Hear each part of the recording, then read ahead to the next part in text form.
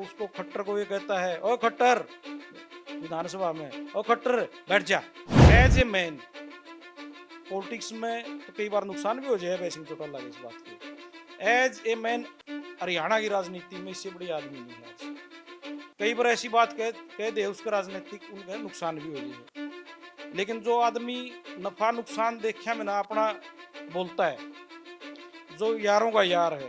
उमेद लोहान तो अजय सिंह के बड़े खास थे और जब 2000 में जब इनेलो की सरकार थी और जब युवा के अध्यक्ष थे तो कहते भाई उमेद लोहान की तो तुत्ती बोलती थी। ओपी सियाग होया करते एचयू में, बाद में वो छात्र सभा जो स्टूडेंट ये जो इंसो है नी, या तो हमने उरे बनाई थी अजय भाई साहब के साथ जब वो ये थे यहाँ पे पंचायत भवन में। पहले इसका नाम छात्र सभा हुआ था। नेता पूरा राजनीतिक जीवन अपना कहीं न कहीं के लिए देते हैं, खासकर फिर टिकट का जब समय आता है, चुनाव की जब बात आती है और बहुत सारे तो आपके ऐसे सताए हुए बैठे हैं, या तो टिकट नहीं मिलने दी, टिकट मिल भी गई तो जीतने नहीं दिया, जीत भी गए, सरकार में होते हुए चलने नहीं दी। जब कोई देवलाल का परिवार का वारिस है वैसे चौटाला, तो एक वो प्रधानमंत्री का पोता है, वो संघर्ष कर रहा है और उसको संघर्ष से कुछ नहीं मिला, तो हम तो एक आम जमींदार के बेटे हैं, हमें नहीं मिलेगा तो क्या बात है। हम तो कम तक हमारी आत्मा तो खुश है, अगर भाई हम अपनी पार्टी के लिए अपने नेता के लिए काम कर रहे हैं, हम किसानों के लिए काम कर रहे हैं, कोई बात नहीं है। तो राजनीति में बनना ना बनना ये तो यही दावा वो भी कर रहे हैं कि जो डिप्टी सीएम है दुष्यंत चौटाला, उनके नाम के आगे से डिप्टी हटाना है। डिप्टी तो पक्का हटेगा, तो जनता हटाओगी इलेक्शन होने, वो सिर्फ दुष्यंत रह जाएगा फिर। जो सीएम होता है हाँ, डिप्टी सीएम होता है, वो हट जाएगा डिप्टी, यह बात उन्हीं सच है। पता नहीं कौन आप जैसा पूछा करने पाएगा उनने, डिप्टी हट के वो गाँव दुष्यंत रह जाएगा। जो नारायण की जो बात आती थी, नारायण को की तो अजय भाई साहब लास्ट टाइम तक जेल में गए, मेरे तो तेरे को लड़ना है चुनाव उम्मीद, और उधर से खिचड़ी ये छोरा पका रहा गौतम गल है, गौतम साहब गल है, और कोई गौतम साहब उतावले नहीं थे इनकी टिकट के लिए। गौतम को इनका घर नहीं गए, गौतम साहब को ना इनसे मांगी। पता नहीं ये मेरे को पॉलिटिकली खत्म करने की बात थी, वो अजय सिंह का नोटिस में थी कि ना थी, यही खत्म करना चाहता था। उस समय आपके सामने थे उस वक्त के हिसार लोकसभा से सांसद के भाई रणधीर सिंह धीरा। रणधीर सिंह कांग्रेस की टिकट। क्या वो गोली गाड़ी क्यों चलानी पड़ गई, वो सब क्यों हुआ? क्योंकि उसके बाद लंबा समय तक आप फिर बाहर भी हो गए ना। उनके प्लान बनाने वाले ऐसे लोग थे, आज तो उनके साथ भी उनका जूत बाज गया। जो पैसा खर्च करते थे और पैसा खर्च करने वाले उनको सबसे बड़े दिखाई देते थे। जो दो पैसे खर्च कर रहे थे उनके लिए चाहे उन्हें के खोसरा उन्हें की लूट का पैसा था वो कौन लोग थे? नमस्कार, बिंदास हरियाणा के खास कार्यक्रम कौन बनेगा विधायक में आज हमारे साथ इनेलो के कद्दावर नेता और फिलहाल वो इंडियन नेशनल लोकदल के राष्ट्रीय प्रवक्ता भी है और आप सब भली भांति उनको जानते हैं, उमेद सिंह लोहान अभी मेरे साथ हैं। और हम उमेद लोहान के बारे में जाने तो लोकदल परिवार से इन्होंने राजनीति शुरू की और लोकदल परिवार से इनका गहरा नाता रहा। हालांकि बीच में इनका जो राजनीतिक जीवन रहा, कुछ अंतराल थोड़ा लेफ्ट राइट हुए, लेकिन फिर वापसी लोकदल में ये आ गए। 2005 में बरवाला से इन्होंने चुनाव लड़ा इनेलो की टिकट पर, हालांकि उसमें काफ़ी सारी चीज़ें हुई और 2009 का चुनाव ये नहीं लड़ पाए और फिर से 2014 का चुनाव इन्होंने हांसी विधानसभा से लड़ा। और अभी जो 2024 का चुनाव होना है विधानसभा का, उसको लेकर लोहान साहब की क्या कुछ तैयारियां हैं और जो ये अब चुनाव आने वाले हैं आगामी, चाहे लोकसभा के हों या विधानसभा के हों, उन तमाम मुद्दों को लेकर इनसे बातचीत करेंगे। तो सबसे पहले लोहान साहब, आपका बहुत बहुत स्वागत है बिंदास हरियाणा। धन्यवाद और नमस्कार आपको, सब आपके दर्शकों को। और आप जिस तरह की रिपोर्टिंग करते हैं देश के प्रदेश के जो भी इशूज़ होते हैं, न सिर्फ आप लोकल इशूज़ तक अपने को सीमित रखते हैं, मैं देखता हूँ कई बार जो नेशनल लेवल की यहाँ तक इंटरनेशनल लेवल की भी जो बातें हैं जो देश को प्रभावित करती हैं, प्रदेश को करती हैं, उन पर भी आप अपने प्रोग्राम रखते हो, अपनी राय रखते हो, उसके लिए भी मैं आपको बधाई देता हूँ। धन्यवाद लोहान साहब। अगर हम बात करें चुनाव की, क्योंकि सभी पार्टियां जो हैं वो लगातार लोगों के बीच जा रहे हैं, हल्के में जा रहे हैं। हम नेताओं की बात करें, हम आपकी पार्टी की बात करें, बहुत लंबी यात्रा निकाली मेवात से लेकर और लगातार अभी वो चल ही रही है। हालांकि 25 सितंबर को आपकी रैली होनी है कैथल में। जितनी भी पार्टियां हैं सभी पार्टियां दावा कर रही है, उनका अधिकार भी है कि हमारे सरकार आने वाली है। आपकी भी पार्टी लगातार दावा कर रही है। तो 2024 को लेकर इंडियन नेशनल लोकदल की और उमेद लोहानी की क्या कुछ तैयारी है? तैयारी का जो प्रोसेस है किसी भी राजनीतिक पार्टी का, वो लगातार चलता रहता है। ये कोई ऐसा इवेंट नहीं है कि भाई आज आप 2024 की तैयारी आज शुरू करी 2 घंटे में हुआ आपने पूरी करके बंद कर दिया उसको। पॉलिटिकल पार्टी को जब वो विपक्ष में है, लोगों से जुड़े हुए जो भी मुद्दे हैं, जो समस्याएं हैं, जिनसे पीड़ित हैं लोग, उनके बीच में जाना पड़ता है। उनको जो प्लेटफार्म है, चाहे विधानसभा के अंदर है चाहे बाहर है, उसको लगातार उठाना पड़ता है और वो तैयारी फिर अपना आप होती रहती है। कि मेरा ये सवाल इसलिए था कि जिस तरीके से जब इनेलो टूटी और इनेलो में से जेजेपी एक और पार्टी बनी, और अगर परिवार की बात करें या फिर बाकी नेताओं की बात करें, लगातार उन्होंने बयान दिया कि 20 विधायकों वाली पार्टी एक पर आकर सिमटी। और अजय सिंह ने तो बहुत बार इस बयान को दोहराया कि लोग कहने लगे कि एक थी इनेलो। लेकिन इन तमाम चीज़ों को लेकर कहीं ना कहीं आपकी पार्टी ने, आपने एक लंबी यात्रा शुरू की, पूरे हरियाणा में घूमे, एक लंबा दौरा किया, लोगों की नब्जें टटोली, तो उसमें बहुत कुछ आपको फायदा मिला होगा। फायदा ने एक बहुत बड़ा राजनीतिक परिवर्तन आया है। न केवल इंडियन नेशनल लोकदल का जो संगठन है खुद का, उसकी ताकत में, और जो प्रदेश के सियासी समीकरण है, इस यात्रा के कारण बहुत बड़े परिवर्तन आए हैं। आज इस यात्रा की चर्चा जहाँ भी राजनीतिक लोग बैठते हैं, जहाँ भी प्रेस के लोग बैठते हैं, तो इस यात्रा की और अभय सिंह चौटाला की चर्चा उन लोगों के बीच में जरूर होती है। ठीक, आपने यात्रा की चर्चा रहती है। एक और शब्द है आजकल इंडिया। हालांकि हमारे देश का नाम इंडिया ही है। काफी लोग तो कहने की इस पे आपत्ति भी दर्ज करा रहे हैं कि इंडिया इंडिया नहीं भारत बोलो। इंडिया को लेकर जो बातचीत थी और कहीं ना कहीं ये कयास लगाए जा रहे थे कि जो चौधरी देवलाल ने जो शुरुआत की थी, जब जनता दल था, चौधरी चरण सिंह और तमाम जो वो उस तरह के नेता थे, तो कहने की सभी पार्टी के नेता को इकट्ठा किया और एक मोर्चा बना। उसके बाद वो सब हुआ, बहुत बड़ा परिवर्तन देश में आया। वैसा ही परिवर्तन अब फिर कहीं न कहीं लाने के लिए प्रयास और कयास एक इंडिया के रूप में किया जा रहा है। इससे कितनी उम्मीदें हरियाणा को और इनेलो को और देश को है? देश को बहुत बड़ी उम्मीद है इससे। आज विशेषकर आप देखोगे, जो किसान वर्ग है, मजदूर वर्ग है, वो इतना पीड़ित है। मैं तो अपना प्रदेश की बात करूं, आप भी मेरे एरिए के हो, आप देखते हो किसाना की जो हालत है। रोज किस तरह के पोर्टलों के लिए उनको परेशान किया जाता है। अभी मेरा बिजली का बिल जो ट्यूबवेल का आता है, मेरे पास टेलीफोन आए लगातार बिजली महकमे से, एक बार आप आपकी फैमिली आईडी आधार कार्ड दो, जो भी आपके कनेक्शन है मेरे, हाँ 2 ट्यूबवेल के कनेक्शन है। वो ये कह रहे हैं कि भाई हम बिल देखेंगे एक जमींदार का कितना हुआ है। यदि साल में 10,000 से ज्यादा बिल आ रहा है तो उसको फिर बुढ़ापा पेंशन नहीं मिलेगी, उसका पीला कार्ड कट जाएगा। और एमएसपी की बात है, अभी हम मक्का और सूरजमुखी उस इलाके में थे जो सूरजमुखी का है पुरसाइज, वहां भाई साहब ने पूछा तो आधा रेट में मक्की बिकी है, जबकि उन्होंने लठ भी खा लिए, वो गिरफ्तार भी हो लिए, सरकार से बात भी हो ली। सिरसम आपने देखा होगा, 5550 की सिरसम तो अपने एरिया में भी हुआ है, वह 4,000 में बिकी है। अब आप टमाटर देख रहे हो, अल्लाह मचा दिया था सारा देश में, 200 टमाटर होगी, 150 होगी। आज जमींदार की जब क्रॉप आई बम्फर, अब सड़क पर फेंकने लग रहा है जमींदार। एमएसपी नाम की कोई चीज नहीं है। और जो इनपुट हैं खेती बाड़ी के, चाहे वो फर्टिलाइजर है, चाहे डीजल है जो पेट्रोल में उसमें ट्रैक्टर में इस्तेमाल होता है, ट्यूबवेल में इस्तेमाल होता है, चाहे पेस्टिसाइड है, कुछ भी चीज है, उसके इतने दाम बढ़ गए कि आज आत्महत्या कर रहा है किसान। आज उनके बेटे जमीन बेच बेच के विदेश में जाने के लिए उतावले हैं, माँ बाप के साथ लड़ाई कर रहे हैं, भाई किले बेच दो, मैं ऑस्ट्रेलिया जाऊंगा, मैं कनाडा जाऊंगा, मैं यूरोप के किसी और देश में जाऊंगा। आज एक के गांव में 100 200 लड़के फाइल हाथ में उठा के एजेंटों के दफ्तरों के चक्कर काट रहे हैं।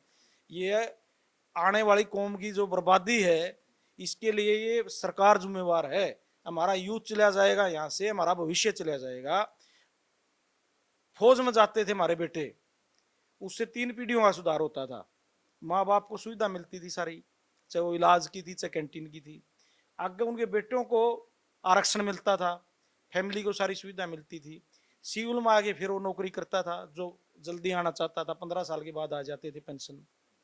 अग्निवीर बना दिए, 4 साल में वो 17 साल के भर्ती होंगे, 21 साल के आ जाएंगे। AK-47 ग्रेनेड सीख के वहाँ होंगे, समाज में इतने लोग आएंगे, उनके गैंग उनका मिसयूज करेंगे। इन्होंने सबसे ज्यादा तबाह कराया है नहीं तो जो किसान कौम है, जाति पाति पर आज कोई की कौम नहीं उसले जाट बर्बाद होया है, बर्बाद गुज्जर भी हुआ है, हीर भी हुआ है, सैनी भी हुआ है, खाती भी हुआ है। सब जो सब बर्बाद कर दिए इन्होंने। इन्होंने तो आबाद कराया है तो सिर्फ जो मोटा चंदा देने वाला है, इनका एक वर्ग है पूंजीपतियों को, उसका आबाद कराया है। और पूरी तरह लूटने वाले गिरोह हैं ये। आपने विस्तार से काफ़ी चीज़ें बताई और किसानों का उसमें अहम रूप से आपने जिक्र किया। आपकी पार्टी की बात करें इनेलो की, वो किसान और कमेरों की राजनीति करती है। आपकी ही पार्टी में से एक और नई पार्टी बनी, जननायक जनता पार्टी। वो भी कह रहे हैं कि हम भी किसान और कमेरों की राजनीति करते हैं, चौधरी देवीलाल की नीतियों का अनुसरण करते हैं। और जहां आप ये दावा कर रहे हैं कि जो बदलाव 85-87 में आया था वही बदलाव 2024 में आएगा, लेकिन यही दावा वो भी कर रहे हैं कि जो डिप्टी सीएम है दुष्यंत चौटाला, उनके नाम के आगे से डिप्टी हटाना है।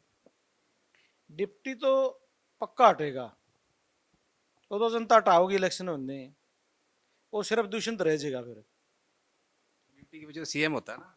हाँ, डिप्टी CM होता है, वो हट जाएगा डिप्टी। यह बात उन्हीं सच है, पता नहीं कौन आप जैसा पूछा करने पाया गया उनने। डिप्टी हट के होगा, वो दुष्यंत रह जाएगा जो था, जनता ने फैसला कर लिया।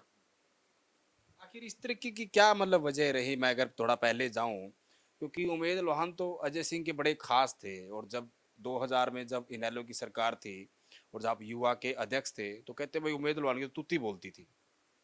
देखो, अजय सिंह से रिलेशन थे सबको पता है। और मेरी ओर से तो जब उन्होंने पार्टी बनाई, मैं अपना मंच बना के अपने सामाजिक कार्य करने लग रहा था। उस टाइम मेरा मन नहीं था, लेकिन मेरे को, मैं तो हिमाचल में गया हुआ था, दुष्यंत का फोन जाता है पहले जब इन्होंने पार्टी की तैयारी शुरू करी। तो वो बोले जी आपको एक बार आना पड़ेगा। बाबा मैं तो घूमने आ रहा हूँ, और दोस्त हैं कई, मैं तो 10 दिन में आऊंगा। तो बोला पापा का संदेश है आपके लिए, मैं जेल से मिलके अभी बाहर निकलते ही आपको फोन कराया है। मैं के संदेश है? बोला जब पापा ने कहा जब वो जेल में था तो मैंने उसको पूरी तरह संभाला, मैं हर तरह से खड़ा रहता था, महीने में एक बार जेल में जाता था। आज मैं जेल में हूँ और मेरे बच्चों को जरूरत है आज, तो आप हमारे साथ आओ। मैं भाई इस तरह तो मैं कैसे आ जाऊं, इतने मेरे साथी हैं। मैं अभी तो राजनीतिक रूप से आपके साथ हुए नहीं, मैं किसी और के साथ भी नहीं हूँ, आपके साथ भी नहीं हूँ, कोई वो पार्टी ज्वाइन भी नहीं करी, लेकिन मैं सक्रिय आपकी पार्टी में भी नहीं हूँ। तो फिर बोला देख लो जी आप पापा ने तो ये कहा है। फिर मैंने घर फोन कराया, बेटा था दिल्ली। वो बोले आप इनका चक्कर में ना आया जी दोबारा, ये ऐसे करेंगे आपके साथ दोबारा भी, हम आपको बिल्कुल राय नहीं देंगे भाई आप इनके साथ जाओ। तो मैंने उसके बाद मना कर दिया। बेटे तो पूछा आदमी जब जवान हो जाए हैं, उन्होंने मना कर दिया बिल्कुल। तो मेरे दिमाग में आई बात, यार महा चलो उसने इतना इस तरह का भावनात्मक बात कही है, कोई नहीं देखा ले के चावे हैं। उसके बाद फिर ये बोले जी हमने वो अगस्त को करेंगे इंस वाला डे, 5 अगस्त। हाँ हाँ हाँ। तो उसके 1-2 दिन रह रहे थे, ये जब मैं हिमाचल में था। बोला जी आप उसमें आ जाओ। मैं यार मेरा तो 1 दिन का तो 1.5 दिन का तो सफर है हो रहे थे, बोला नहीं उसमें अपना आना पड़ेगा एक बार। चलो सोच साच के मैं उसमें आ गया। जब तक के चाह मेरे को तो नहीं पता था ये अब किस तरह इनको प्रताड़ित किया जा रहा है, क्योंकि इनका संपर्क में नहीं था मैं तो। अजय सिंह से बात हुई मिले मैंने बहुत साल हो गए थे। और इनका एजेंडा था कुछ, फिर उसमें अभय सिंह जी विधायकों के साथ आए भी गए उस प्रोग्राम में, जो इंसो का प्रोग्राम था। मैं अपना आ गया, ये अपने चले गए। फिर बहुत दिन इन्होंने मेरे से बात भी नहीं करी। आप इनके कहने से आ भी गए फिर भी उन्होंने बात नहीं की? कोई बात नहीं करी। क्योंकि जो आप अभय सिंह का जिक्र कर रहे हैं, मैं आपको बता दूं, अभय सिंह चौटाला, अशोक अरोड़ा, रामपाल माजरा और भी बहुत सारे ऐसे नेता, किसी के पास निमंत्रण नहीं था उस कार्यक्रम के लिए। मेरे से उन्होंने कोई बात नहीं करी। पता नहीं किसने उनको के कहा, मेरे से तो फिर उन्होंने बहुत दिन बात नहीं करी। मैंने सोचा यार तेरे को खराब करना चाहते होंगे, भाई कहीं और नहीं चला जाओ, एक बार इसने स्टेज पे खड़ा कर दो, भाई कहीं का नहीं रहोगा यू। ये होता है। फिर कई दिन पाछे एक बार छुट्टी आ गई, अजय सिंह भी वापिस चला गया, उसने मेरे से कोई बात नहीं करी। मैं ये तो कमाल के आदमी है भाई, जब तो कह रहे थे संदेश साहब उनका, आज ये बात नहीं कर रहे। फिर दूसरी छुट्टी आया, जब मेरे से बात हुई अजय सिंह की, उसके बाद फिर इन्होंने वो, मेरे तो बेटे का यूपीएससी का एग्जाम चल रहा था जब ये गोहाना रैली थी, मैं तो उसके एग्जाम देने दीवाने, मेंस चल रहे थे उसके। 25 सितंबर को गोहाना रैली चल रही थी, जब मेरे बेटे के मेंस के एग्जाम चल रहे थे आईएएस के। तो हम तो बाबू बेटा कट ऑफ हो गए, कई दिन से वहीं थे, चंडीगढ़ था सेंटर। फिर शाम को पता चला भाई वहां तो उड़दंग हड़दंग कर दिया इन्होंने। उसके बाद चलते चलते चलते फिर ये अलग होने लग गए। आपको मैं रोकना चाहूंगा, 25 सितंबर को तो आप नहीं थे, 5 अगस्त को आप कैथल में थे। आप ईमानदारी से बताइए वहां पे क्या हुआ, क्या आपने देखा? ईमानदारी से जब बताऊं, जब मैंने पूछा हूं मैं, इन्होंने न्यू कहा तू 25 सितंबर ना आ जाइए। 5 अगस्त को क्या हुआ? 5 अगस्त को तो जिस दिन आप थे कैथल में, मैं था, इंसो के स्थापना दिवस 5 अगस्त को आप कैथल में थे। मैं गया लेट थोड़ा हा, हालांकि लोग ज्यादा नहीं आए थे जब लगे। मेरे को दिग्विजय मिलिया, रिसीव कराया उसने, उसने मेरे को स्टेज पे बिठा दिया जाके। वहां भाषण शुरू हो गए। भाषण को काउंटिंग वे में तो थोड़ा बहुत कोई पक्ष विपक्ष का कर रहा होगा, लेकिन एक कोई जो लाइन होती है पार्टी की, उसको क्रॉस करके कोई ठीक आदमी कोई बात नहीं कर रहा था। भाई कोई वहां से ऐसा लगा भाई तो पार्टी के खिलाफ विद्रोह हो गया।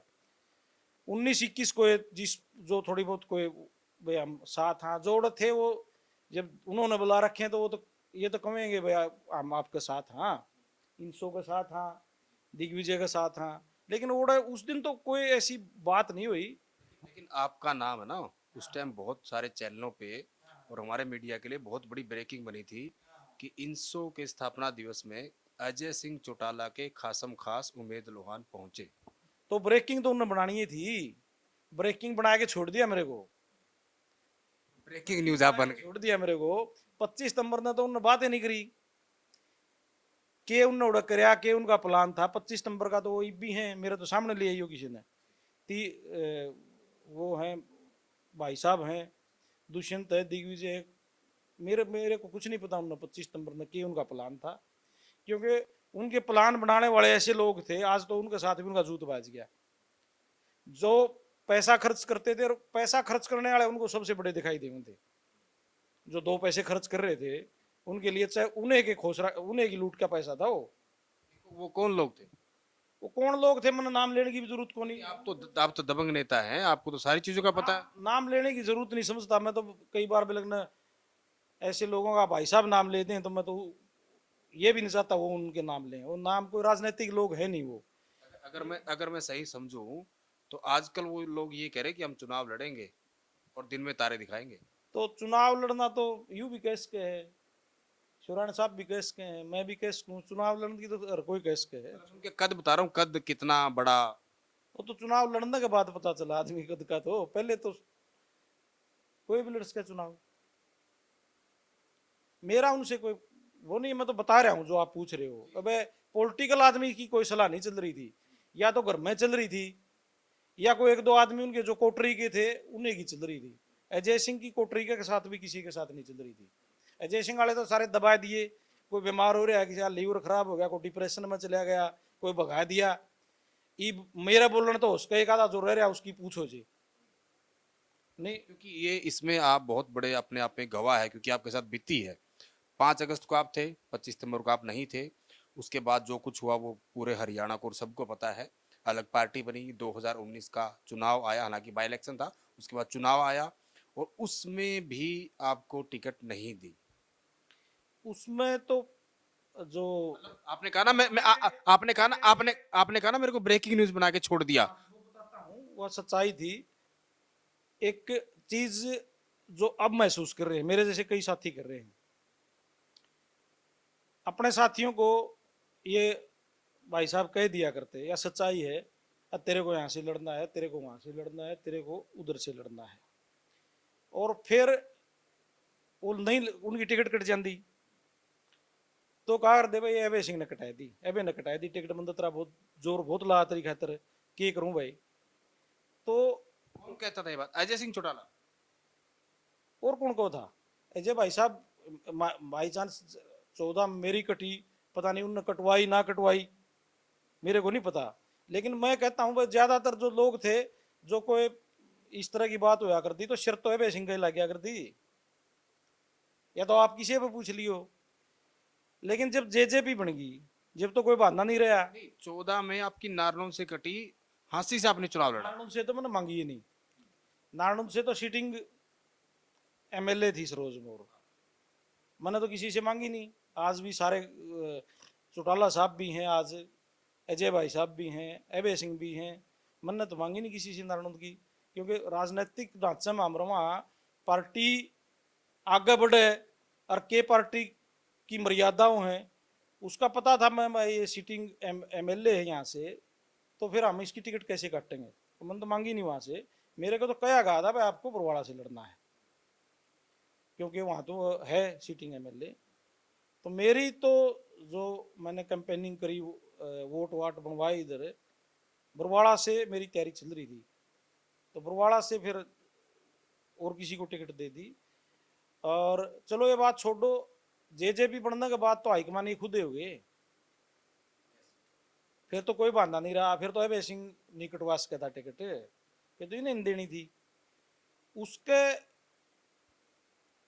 नारायण की जो बात आती थी, नारायण को की तो अजय भाई साहब लास्ट टाइम तक जेल में गए, मेरे तक तो तेरे को लड़ना है चुनाव उम्मीद, और उधर से खिचड़ी ये छोरा पका रहा गौतम गल है, गौतम साहब गल है।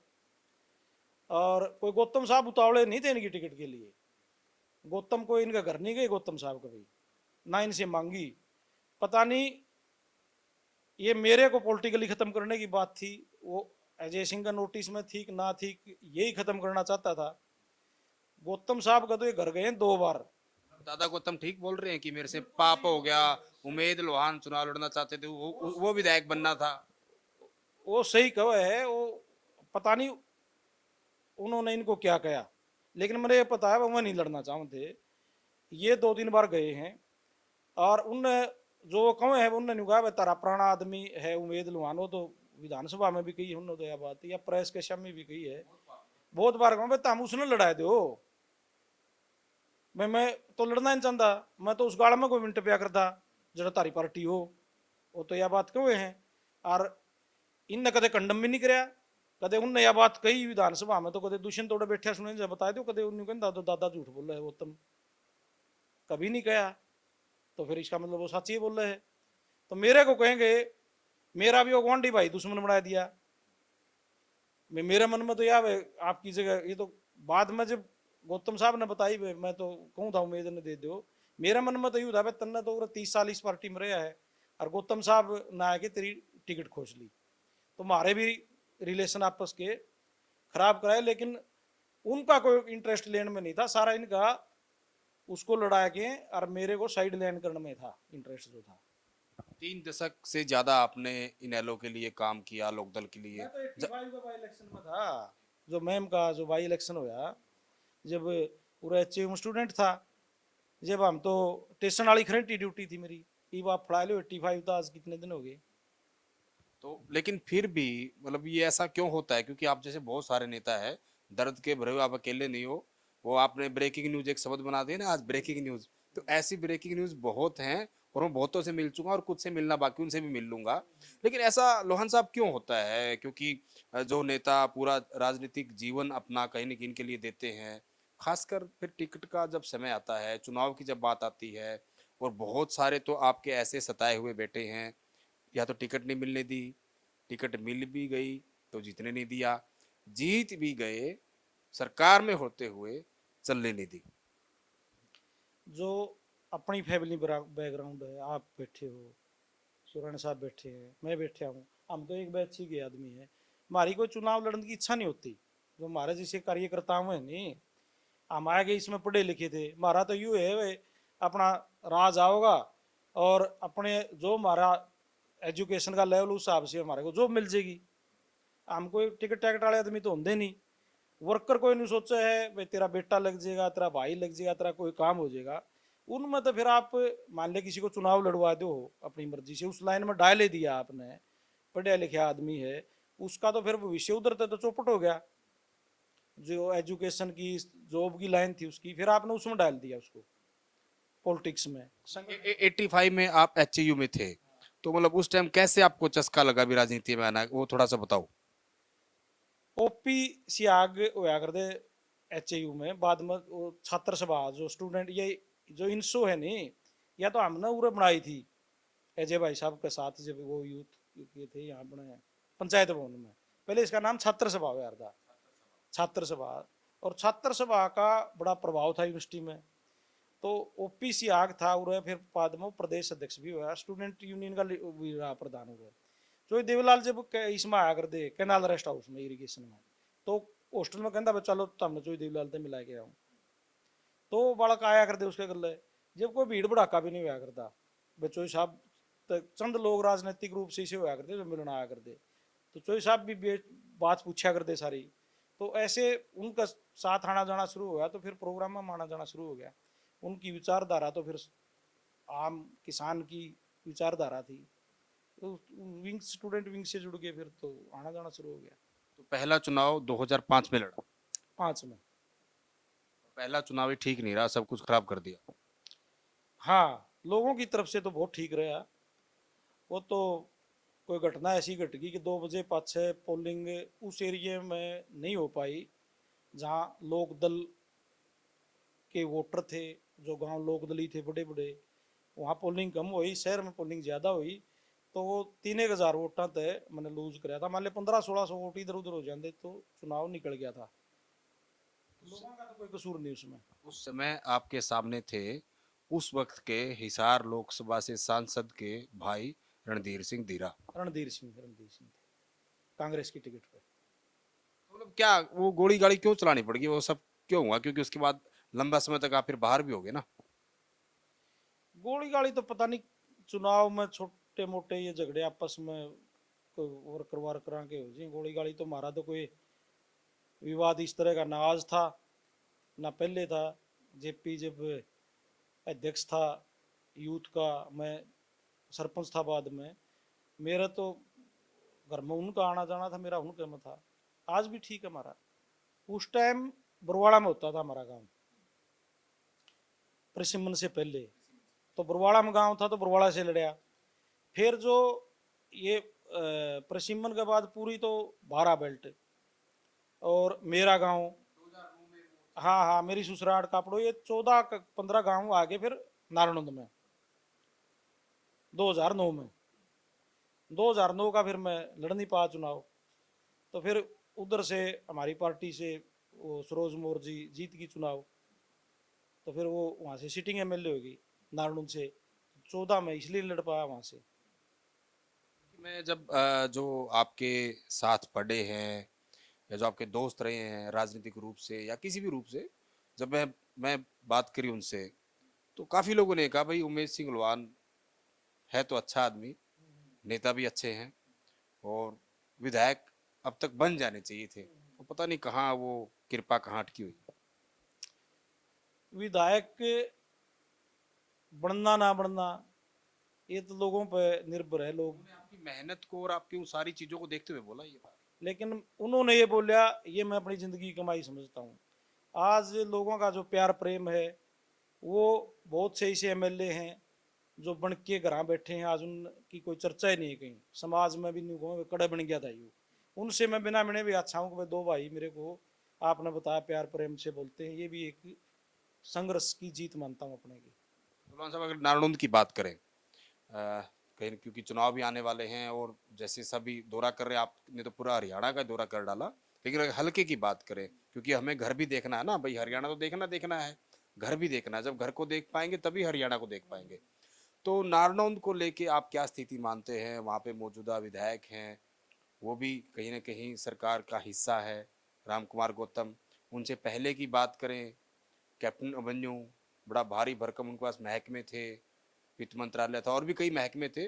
तो काफी लोग तो ये कहते हैं कि भाई डिप्टी दादा गौतम ही कहते हैं कि भाई बहुत बड़ा मंत्री था। तो कुछ काम उस तरह की चीजें, कमियां खामियां। नारनुंद के लोग हैं नहीं जो, उनके तो वह बन गई भाई, जमींदार ने फसल काट ली, खिलाड़ नहीं हुआ करता, और खिलाड़ में नहीं हो गया भाई, फसल आ गई उसके ऊपर को अपना वो तिरपाल ढक दिया, और तड़कन है वह पावे नहीं, लुट जे। नारनुंद के लोग तो लुट गए सिलेक्शन में। लूट इसलिए गए, अगर नाराज थे अभिमन्यु से, कैप्टन साहब से, भारतीय जनता पार्टी से, और बड़ा जोर ला के उनने जेजेपी का एमएलए बना दिया। 73,000 वोट तो आगे जेजेपी वाले विधायक के, 61-62,000 आगे कैप्टन साहब गए। वोट तो लोगों ने सारे जेजेपी को दे दिए या बीजेपी को दे दिया। कांग्रेस की जमानत जब्त होगी, 8,000 वोट आए। इनेलो की भी जमानत जब्त होगी, 4,000 वोट आए। वोट इन दोनों को मिल गए। लोगों ने बड़ा संतोष हुआ, भाई बीजेपी हरा दी, आज तो एमएलए तारा हो गया। लेकिन फिर वो भी बीजेपी की तरफ चले गए। आज पूरा हल्के का वोट बीजेपी की जो मत पेटी उसमें पड़ा हुआ है, और कोई सुनने वाला नहीं। आप देखियो कितने बड़े बड़े पंडित जी, गौतम साहब मुख्यमंत्री तो रवि रोवत था, विधानसभा में भी कहे है भाई, वो बोला जब पीडब्ल्यूडी मंत्री है अरन्यू गए है और नारायण जाए के गौतम साहब नहीं आंदा तो की बात है, ये तो मारा हल्का है। और आज उड़ा खड़िया में लोग पड़ पड़ के मरण लाग रहे हैं। नारायण हल्के की बहुत बुरी हालत है। छोटे मोटे काम कोई आदमी विधायक लेवल के हैं, चलो आप चाहे बिल्कुल विपक्ष में हो तो। एक लाइन में और जोड़ देता हूँ, जो आप ये खड्डों की बता रहे हो ना, उन्होंने ये भी बोला था जब मुख्यमंत्री थे, कैप्टन अभिमन्यु भी वहां बैठे थे, कि भाई कैप्टन ने कोई कोई गांव की सड़क बता रही थी कि सड़क पास कराई और वो खोपर सारी पी गया। खोपर जो शब्द है वो तो देखो उनका पेटेंट है उनका, लेकिन पी गया ये तो सारा हरियाणा ने बेरा है। वे सारे जो कोई छुपी बात नहीं रही, आप आम आदमी तो पूछोगे, जो करप्शन के जो लेवल थे वो तो सारे पार कर लिए। और वो एमएलए उनकी पार्टी का, तो उसने तो ज्यादा बेरा जब बोलने लग रहा है। लोकदल में राजनीति सीखी, लोकदल में पले बड़े, है ना, सारे काम किए, एक अपनी लाइफ को ऊपर तक पहुंचाया, लेकिन उसके बाद जो है कहीं ना कहीं रास्ता भूल गए, किसी और रास्ते चले गए, दूसरे दूसरे दरवाजे में चले गए, उसके बाद तीसरे दरवाजे में चले गए, और जब तीसरे दरवाजे के बाद देखा, पता नहीं आपको क्यों लगा कि नहीं वो पहले वाला दरवाजा ठीक था। यानी कि इनेलो से जेजेपी, जेजेपी से कांग्रेस, कांग्रेस से फिर इनेलो। पहले वाला जो दरवाजा था, जो जेजेपी थी, उसमें जो हमारे जैसे लोग थे, अजय सिंह चौटाला यूथ के अध्यक्ष रहे, फिर भिवानी से लोकसभा के चुनाव लड़े, फिर हिसार से लड़े। भाई साहब थे जो अभय सिंह जी, वो सिरसा के एरिए में ज्यादा सक्रिय रहा करते। तो हमारे जैसे जो लोग थे सारे उनसे जुड़े हुए थे। मैं तो आज भी यह बात कहूँ आपके सामने, अजय सिंह के साथ जुड़े हुए थे। अजय सिंह चला गया, हम उनके साथ चले गए। बहुत से लोग चले गए, उनका मैं कसूर भी नहीं मानता। आज वापिस भी आने लग रहे हैं सारे। आज अभय सिंह कड़िया जाओगा नहीं, मैं मान ले कोई पार्टी कोई और फैसला भी ले ले, अभय सिंह कोई और ले ले, तो मैं तो आज भी अभय सिंह के साथ जाऊंगा। उस टाइम भी मैं ठीक था और आज इनके साथ हूँ, और नज़दीक से इनको देखा है, परखा है। पहले ज़्यादा अजय भाई साहब के साथ है, उठना बैठना मिलना जुलना था, आज इनके साथ है। इन इनके साथ इब तो मैं उस स्टेज पे हूँ कि मैंने कोई ज्यादा झूठ साच बोलने की भी जरूरत को नहीं, बनूं ना बनूं इस बात की भी कोई ज्यादा जरूरत को नहीं। तो आज मैं तकरीबन सच्ची बोल लूँ, पूरी सच्ची तो कोई भी नहीं बोलता, लेकिन एज ए मैन पॉलिटिक्स में तो कई बार नुकसान भी हो जाए वैसे चौटाला के इस बात के, एज ए मैन हरियाणा की राजनीति में इससे बड़ी आदमी नहीं है आज। कई बार ऐसी बात कह दे उसका राजनीतिक उनका नुकसान भी हो जाए, लेकिन जो आदमी नफा नुकसान देखा में ना अपना बोलता है, जो यारों का यार है, आज उसके उनके पास कोई चीज है, राजनीतिक रूप से तो लोग एमएलए बनाओगे मेरे को, लेकिन कोई और चीज है तो मेरे को महसूस होता है भाई आज मेरे साथ उनका आना जाना उठना बैठना है तो वो किसी चीज से मना भी नहीं करते, ये विश्वास है मेरे को। ये जो बात आपने लोहान साहब बोली, क्योंकि हम भी जब ऑफ रिकॉर्ड जब बातें करते हैं नेता, नहीं नहीं, मैं जो बता रहा हूँ कि जब हम ऑफ रिकॉर्ड भी जब बात करते हैं लोगों से, अभय सिंह आपने कहा ना यारों का यार, तो चाहे कांग्रेसी हो, कोई जेजेपी का हो, कोई बीजेपी का हो, या कोई वैसे भी कोई और हो, या कोई अधिकारी भी हो, ये बात तो जरूर कहते हैं ना भाई अब है तो सीएम बनने का, वो बात अलग है, सूत नहीं आ रही, तो उनके विरोधी भी उनकी इस बात की तो तारीफ करते हैं। लेकिन जी, मैं ये कह रहा था अपना अपने नेता की चापलूसी सारे कर रहे हैं, मजबूरी हो है, चाहे कोई गुण नहीं है उसमें, चाहे वो फूकण का काम नहीं, फिर नहीं कहोगे यू तो देवता है वो है न्यू है भाई, कदे टिकट नहीं काट दे, कदे राजा बस चेयरमैन नहीं दे, ये तो ट्रेंड बन गया, चाहे किसी का कोई भी नेता है, और करनी भी पड़े है करनी भी चाहिए। लेकिन मौजूदा जो हालात हैं राजनीतिक के और जो मौजूदा नेतृत्व है राजनीति का, उसमें मैं यात्रा में तकरीबन साथ रहा 80%। तो अपने एरिए तो जाने पछाने हैं, पूरा हरियाणा में गया, पहले भी चले जाते भाई साहब से, लोग सुनने आया करते, सारे को वोटर तो थे नहीं, लोग तो इसे सुनने आया करते जिन्हें वोट नहीं दिए, क्योंकि लोक दल का तो 2.5% वोट आ रहे थे, लोग आया करते हजारे हजारे सुनने।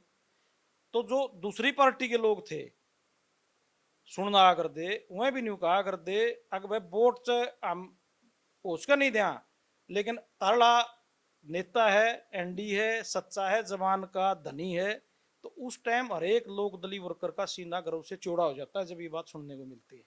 ये पूरा हरियाणा में, आप मेवात में चले जाओ, कल हम मेवात में थे, मेवात में 5,000 आदमी होंगे, और जब यात्रा निकली तो छोटे छोटे बच्चे इसकी उम्र के मन न कहते सुने ये कौन आ रहा है, फिर वो दूसरा को ये बोला वो आ रहा है जो उसको खट्टर को ये कहता है ओ खट्टर, विधानसभा में ओ खट्टर बैठ जा, बोला ये वो आ रहा है। तो अपनी सच्चाई के लिए पूरी सरकार से लड़ते हैं, अकेले एमएलए हो गए। आज उनकी विधानसभा के स्पीच जिस तरह 2020 मैच देखा जाए नहीं देखा हरियाणा के लोग। ठीक कह रहे हो। जब आपने अजय सिंह का जिक्र किया, आपके साथ जो कुछ हुआ, ब्रेकिंग न्यूज बने, आपने बता दिया अपनी कहानी, जब ये सरकार में आ गए गठबंधन में, तो ये बात आमतौर पर बहुत लोगों ने की कि भाई जो अजय सिंह के खासम खास थे, सबसे पहले दुष्यंत ने उनको साइडलाइन किया, उनको बाईपास किया, उनको ठिकाने लगाया, ये बातें आमतौर पर हुई हैं। और इसी के चलते बहुत सारे जेजेपी के कार्यकर्ताओं ने या फिर जेजेपी के जो पदाधिकारी थे उन्होंने जेजेपी पार्टी को छोड़ा भी, हालांकि वो अलग अलग जगह गए। इस तरह की बातें तो खूब हुई है। इस बात में तो आपकी में कोई दो राय नहीं जो आप कहने लग रहे हो, पता नहीं उसके अंदर के इनसिक्योरिटी है जो पुराने लोग हैं लोक दल के उनसे, जो वो अजय सिंह के साथ के हैं चाहे बिना साथ के हैं, या तो जमा फूस हो लिया बूढ़े हो लिए जो स्टेज पर बिठाए दे यू फलाना है यू राष्ट्रीय उपाध्यक्ष है यू वो है, जो ना चुनाव लड़न के ना कोई गली में हंडन के ना कड़ियाँ आन जान के शो पीस हैं दो चार वो हैं। वरना पता नहीं क्या दिक्कत है, एक तो यह दिक्कत है कि उसमें जो ईगो है, अहंकार है, जो कोई अजय सिंह के साथ खड़े हो तो पैरा का हाथ खोलना में चापलूसी भी नहीं करें, क्योंकि उसका उसके पिताजी के साथी हैं, उनका भी आत्मसम्मान है, वो कोई उसका बुरा थोड़ा चावे हैं, जो उसके अजय सिंह के साथ थे वो बुरा चावर तो स्टेज तक पहुंचे कौन था, वो पहुंचे नहीं। बहुत से लोग जो 15-20 साल पूरे हरियाणा में अजय सिंह धक्के खांदा फिर इधर उधर, इतने लोगों से जुड़ गया वो। और जब इन्होंने ये बात करनी शुरू करी कि भाई हमारा बाप जेल में है, हमारा गले हमने तो चाचा काट है, तो जो हजारों की संख्या में लोग थे उन्हें तो इसको आगे बढ़ाया है। वही साथ लगे जेबे तो यू आगे बढ़िया, लेकिन इसका नहीं हुआ भाई, ये तो तेरी चापलूसी तो कर दे नहीं, तना तो नई जनरेशन चाहिए जो तेरे पैरों का हाथ लावे, तेरी चापलूसी करे, उस तो तेरी ईगो सेटिस्फाई हो। तो इसने उनको दरकिनार कर दिया। एक तो लाइबिलिटी मान लिया, आगे में 55 55 60 60 साल के हो गए, ये तेरे के काम आओगे, क्यों तू इनको आर्थिक या कोई और काम धंधा दे के क्यों मोबिलाइज करे, तू इन्वेस्ट कर इसी जगह, जो आज इन्वेस्ट करे हैं तो तेरे अगले 40 साल काम आओगे। मतलब एक पॉलिटिकल नहीं हुआ श्रूड, जो सब कुछ खाने पींदे भी नहीं सोचा इसमें राजनीतिक फायदा है कि नुकसान है, उस तरह का व्यक्तित्व मैं मानता हूं। आज तक तो, कल न कोई और चेंज हो उसका, आदमी में चेंज आते रहते हैं, उम्र के साथ भी आवे हैं, नफे नुकसान के बाद भी आवे हैं, उसके है आवे आगे। लेकिन आज के दिन तो यही बात है कि जो हमारे जैसे चले गए और रह रहे हुए भी जलील हुए हैं, और काफी लोग घर बैठ गए। तो जेजेपी में जाना हमारी कोई गलती नहीं थी, क्योंकि हमारे संपर्क थे वो अलग हुए तो हम अलग हो गए, मैंने आपको बता दिया। कांग्रेस में जाने का मेरा जरूर अफसोस है 1 साल, हालांकि वोट मेरा हाथ नहीं पड़ा, मैं तो इस इलेक्शन में तो वोटे नहीं गेड़ के आया किसी के, और अगला आने तक पहला मैं एबे भाई साहब के साथ चला गया। एबे भाई साहब ने जब कहा भाई अपना पुराना परिवार है अपना, मिल के अपना लड़ाई लड़ांगे, और तू क्यों उड़े कांग्रेसियाँ का गला गला हंडा है, अपना पूरे संभालो, अपनी पार्टी संभालो। तो फिर ठीक है महा जी, जब जब चौधरी देवीलाल का परिवार का वारिस है भैया सिंह चौटाला, जो एक उप प्रधानमंत्री का पोता है, वो संघर्ष कर रहा है और उसको संघर्ष से कुछ नहीं मिला, तो हम तो एक आम जमींदार के बेटे हैं, हमने नहीं मिलेगा तो क्या बात है, हम तो कम तक हमारी आत्मा तो खुश है। अगर भाई हम अपनी पार्टी के लिए, अपने नेता के लिए काम कर रहे हैं, हम किसानों के लिए काम कर रहे हैं, कोई बात नहीं है। तो राजनीति में बनना ना बनना ये तो बहुत चीजों पर डिपेंड करता है। आज पार्टी के लिए और संगठन के लिए काम करने का समय है, और वो हम करने लग रहे हैं। नारायणुंद की बात है, नारायणुंद में तो ऐसी हालत हो रही है, एक भी चुनाव होना है। हाँ हाँ, पूरा मन्ना तो आसपास कहीं और दूसरी जगह ऐसा दिखाई नहीं देता। लेकिन आप देखोगे पिछली बार भी किसी ने ये सोचा था कि राम कुमार गौतम एमएलए बनेगा, 2 बार उठ लिए थे, एक बार 30-35 हजार वोट आए, कांग्रेस की टिकट पर भी 36-37 हजार वोट आए। और कहीं कोई ड्रामे करता घूमता देखा था आपने? फील्ड में नहीं देखा होगा कहीं आपने। पहले हमारी पार्टी से सरोज मोर बनी, ठीक है, पार्टी के संगठन में खूब काम कराया कर दी, लेकिन ड्रामे ड्रूमे कोई नहीं कराया कर दी। एमएलए बनी, ये बने, गौतम साहब बने, आगे भी लोगों की बारीकी से नजर है। अब किस नेता की पार्टी और किस नेता का नुमाइंदा जिस बर्बादी की ओर हम धकेल दिए गए हो, आज कोई थाने में फोन करने वाला नहीं है नारायणुंद में, आज को बिजली बोर्ड का एसडीओ को टेलीफोन करने वाला नहीं है, आज कोई तहसीलदार को कुछ कहने वाला नहीं है, आज को बीडीओ पंचायत अफसर को नहीं कहना चाहता कोई भी पॉलिटिकल आदमी, वे लोग ही काम कर दो। हर रजिस्ट्री का रेट तय है, पूरा हरियाणा में है तो नारायणुंद में भी होना ही था। हर गली का तय है, कितना परसेंटेज जेई पे जाओगा, कितना ऊपर जाओगा, कितना नीचे जाओगा। हर जो मार्केटिंग बोर्ड की या कोई आपकी पीडब्ल्यूडी की सड़क बन रही है, सबके रेट तय है, हर काम का रेट तय है, कोई नुमाइंदा नहीं है। लोग तो रोए हाथ सोई देवलाल चौटाला साहब के राज ने। शुक्रिया लोहान साहब बातचीत करने। धन्यवाद जी, धन्यवाद। तो काफ़ी लंबी बातचीत लोहान साहब के साथ होगी, उन्होंने विस्तार से बताया कि जिस तरीके से इन्होंने पूरे हरियाणा की यात्रा निकाली और जो इन्होंने देखा कि लोग मन बना चुके हैं कि इस बार जो है इनेलो की सरकार बनेगी। और लोहान साहब ने जो है वो सारी की सारी चीज़ें, कुछ पुरानी चीज़ें भी बताई, हालांकि बहुत सारी चीज़ें आपको एक अलग कार्यक्रम में हम इनकी दिखाएंगे। लेकिन अगर चुनाव की बात करें, बड़ी विस्तार से, गंभीरता से क्या क्या समस्याएं हैं, और उन समस्याओं से आप भी जद्दोजहद कहीं ना कहीं होते हैं, आपको उन समस्या 2-4 होना पड़ता है, और क्यों सरकार बनेगी, कैसे बनेगी, वो तमाम चीज़ें उन्होंने अपनी बता दी। जनता आप हो, वोट आपका है, तय आपको करना है।